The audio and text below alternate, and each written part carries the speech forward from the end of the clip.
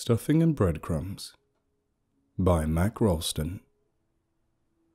Baxter Brown tightened his grip on the icy doorknob of apartment 1620 and kicked the frost from his boots onto the welcome mat.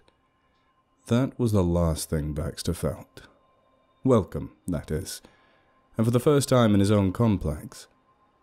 It was a cool 36 degrees in Washington County that day, and of all the things he might have expected to hear bitching about, like a cold shower or the stair rail stinging, like he could do anything about it, the smell of something burning would have been his last guess. Then again, it was Thanksgiving after all, and Lord knew if it wasn't for Monica's way around that new fancy-pants conventional oven that he had installed in every last unit of the place, the White Bear luxury apartments might have gone up in flames years ago. "Burnt the bird, Mrs. Canton?" Baxter was reciprocating the same soft smile of the old woman. But something told him that neither of them were truly happy to be there. If truth be told, he'd have rather been downstairs with Monica or his son stuffing breadcrumbs up to the brim of a gobbler's arse. But this was one of his landlord's duties he was nicely accustomed to in his autumnal years. Besides, the Camptons were old friends. "Bad?" Mrs. Campton asked, nudging him further into the apartment, which was just as cramped as she was. Baxter's smile widened as he plopped himself into the cushioned recliner that sat silently in the corner. Rick's chair. It had been there ever since they moved in, from 12 years prior, after those Algonquin folks moved out, on a day just as gloom and nippy as this one, where the wind outside gusted with high-pitched whistles and the pine trees scratched along the window glass. "Turkey," Baxter finally said. "Speaking of which," he nestled into the cushion, "where's that old man of yours?" Baxter grinned from ear to ear as his eyes strayed from the old woman and across the room. Judging by the lack of warmth on his arse, Rick hadn't been in his perching spot all day. And now that the crisp of November was left at the door, Baxter could get a whiff of something burnt to a crisp inside. It was strong, a strong, sharp stench that made him clack his tongue and sit up a bit straighter. "Old man?" There was a tremble in the olden voice. Baxter bit his lip. Teresa might have finally been losing it. He'd only hoped that it wasn't her dearly beloved, wherever the hell he was. "Rick," Baxter said, listening as the clatter went on inside the kitchen. He stared forward as the boob tube played the parade on mute and awaited the old woman's response, which took an agonizing minute of silence to get to. The clatter in the kitchen had stopped without him realizing it, and the rest of the apartment was dead silent. "Oh, Rick," she said in realization. The clatter continued. "Yeah," Baxter replied, attempting to look over his shoulder but only meeting his cheek with the soft cushion of the headrest. "Where is he?" The smell was nearly unbearable now. Baxter was about to sit up when he felt something crunch against his thigh. He shoved his fingers, finally warmed up, into the cushion and fiddled around until something brushed against his thumb. It was some kind of wrapper, twisted around a broken butterscotch. A Rick Campton favorite, especially during Thursday night poker, where the only other thing he'd be sucking was the pot dry. Obviously, the boys would be taking the night off for the holiday, but come early December, the best perk of living on a reservation would mark their calendars yet again, and Baxter would find himself $1 closer to paying off the White Bear's mortgage. He smiled, a genuine one this time, and shoved the candy into his pocket, checking the other side of his arse for more. When his fingers eventually met with something, he had, for a momentary touch, assumed it to be another one of the candies. But it wasn't. It was the television remote, and it was suspiciously wet. "I'll be done soon," Teresa finally said, answering the question that Baxter had forgotten he asked. As he raised the clicker, the slickness of the visibly red substance spread across his thumb, and his chest rose with breath. "Done with what?" Teresa didn't answer. Instead, his question was met with silence from the kitchen. Baxter aimed the tiny remote at the television and, with a press of his finger, the rockets blipped into blackness and, suddenly, he could see himself. His scruffy, double chin, his belt buckle that held up his corduroys, and his boots that still dripped with melting snow. He lifted his eyes just beyond the reflection of his head until they locked with the gaze of the feeble old woman, just standing still, all by her lonesome in the kitchen and staring off blankly, as if she had no idea where or who she was. "Done with," she started up, repeating what he had said. "Done with." And then, as if jolting from a dream, spasmed with her neck. "I don't know." She had said those final words with a higher inflection, as if tricked by them in her throat.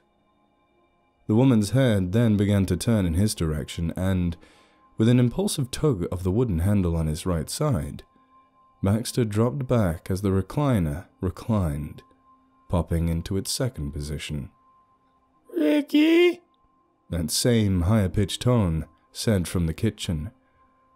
Baxter silently stared for a moment up at the ceiling, the dust that had accumulated along the crown molding, and the black dirt ring where the smoke detector ought to have been. "It's Baxter, Teresa."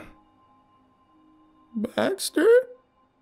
He could hear her shoes shuffle across the tile floor until they reached the carpeted hallway. "In here," he said, pushing the wooden handle forward. Somehow her new tone sounded welcoming now.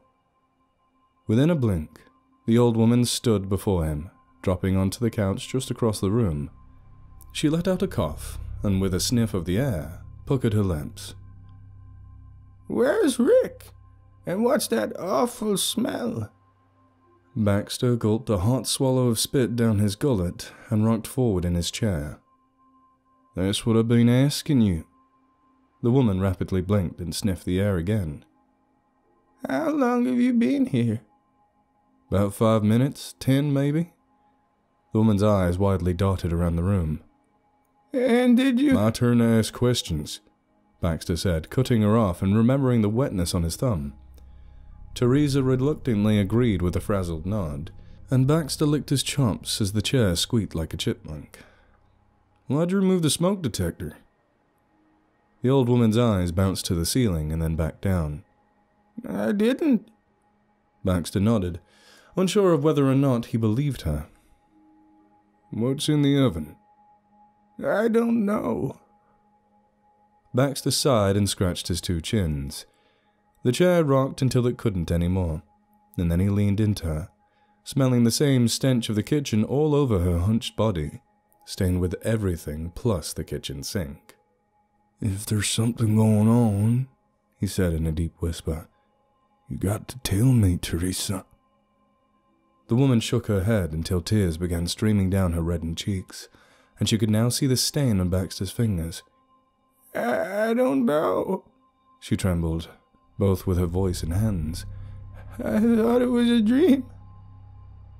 "What was?" "What happened?" "What happened?" The old woman glanced around her and realized it was only them in the apartment. "Rick was acting funny."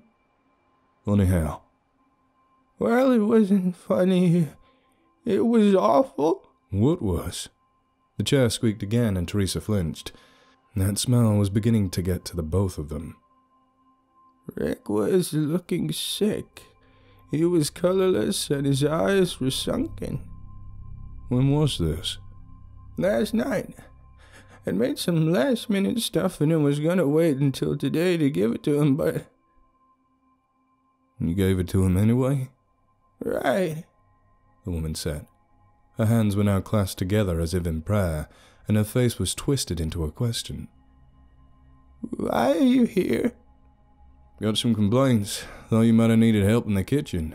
Guess I was right," Baxter said, but he didn't smile.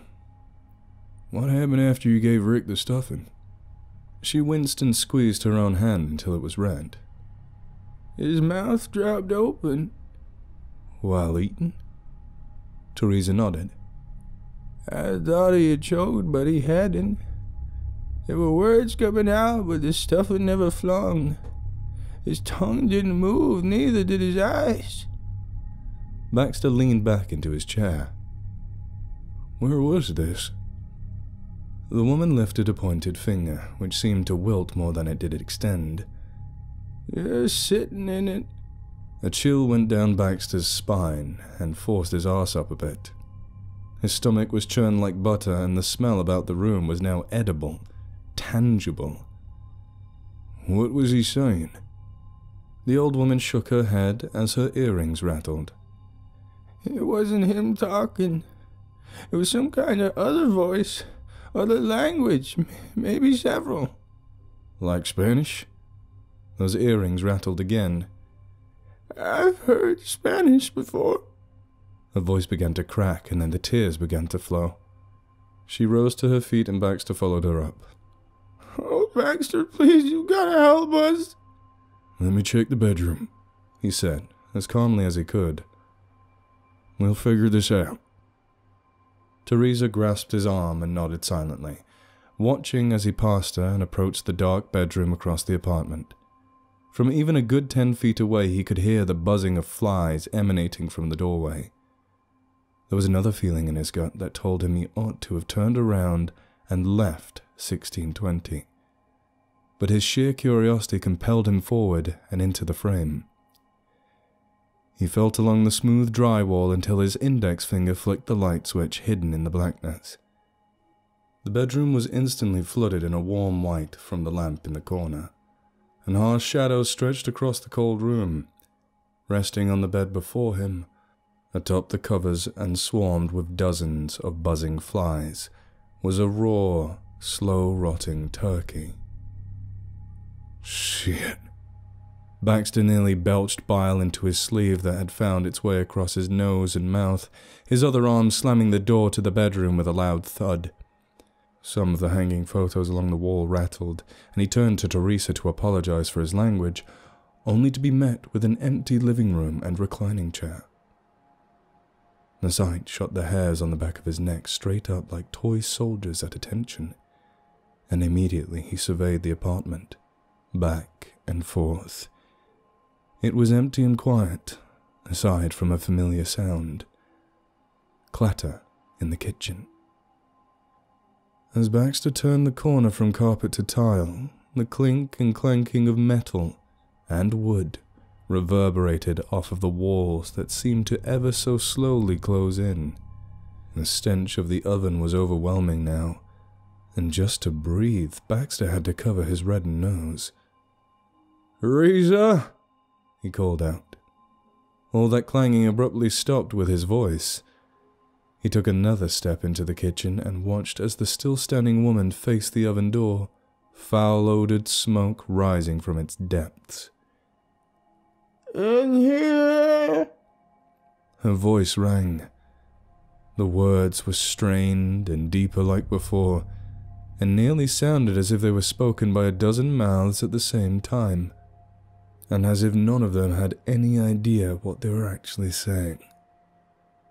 Baxter stopped cold in his tracks, halfway across the room from beside the fridge. Teresa, or whatever the hell she was, now still faced away from him. This is not how I wanted to spend my holiday. Baxter grumbled to himself, landing his feet firmly onto the tile floor.